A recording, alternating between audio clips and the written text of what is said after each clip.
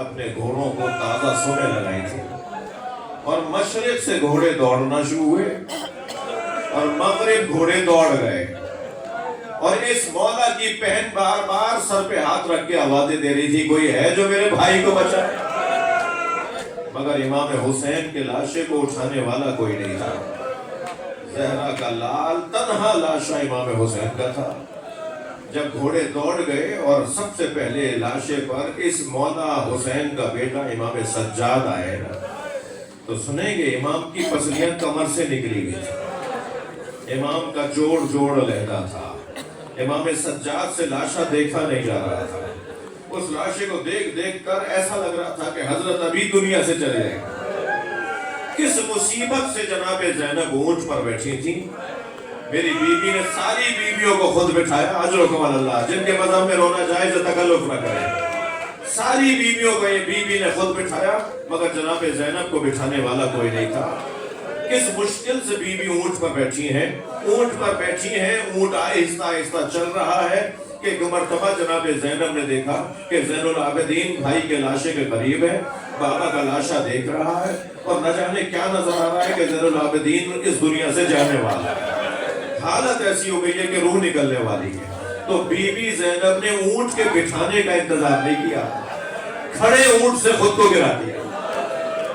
جب کھڑے اونٹ سے بی بی گری ہے نا، تو امام سجاد نے بابا کا لاشا چھوڑ دیا، آگے بڑھ کر پھوپھی کو سہارا دیا اور فرمایا، پھوپھی اماں کیا ہوا، کیسے گر گئی؟ فرمایا پہلے تم بتاؤ تمہارا کیا حال ہے؟ فرمایا 2 قدم آگے آئیے اور بابا کا لاشا دیکھیے۔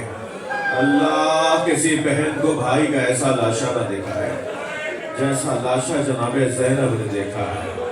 جب آئی ہے نا امام حسین کے لاشے پر تو برابر کی بہن ہے جناب زینب، 1 سال کا ہی تو فرق ہے دونوں بہن بھائیوں میں، امام حسین سے 1 سال چھوٹی ہے نا جناب زینب، مگر جناب زینب سے بھائی کا لاشا پہچانا نہیں گیا۔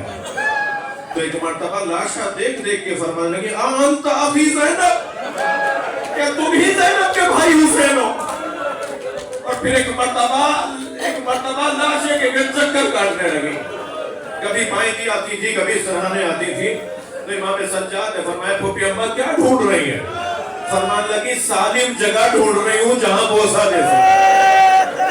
مگر جناب زینب کو سالم جگہ نظر نہیں آئی تو کٹی ہوئی گردن کا بوسہ دیا اور پھر مدینے کی طرف رخ کیا اور مدینے کی طرف رخ کر کے سلام کیا اپنے نانا کو، صلی اللہ علیہ یا رسول اللہ ملیک السماء، اے رسول اللہ، اے نانا رسول، آپ پر آسمان کے فرشتے سلام کرتے ہیں۔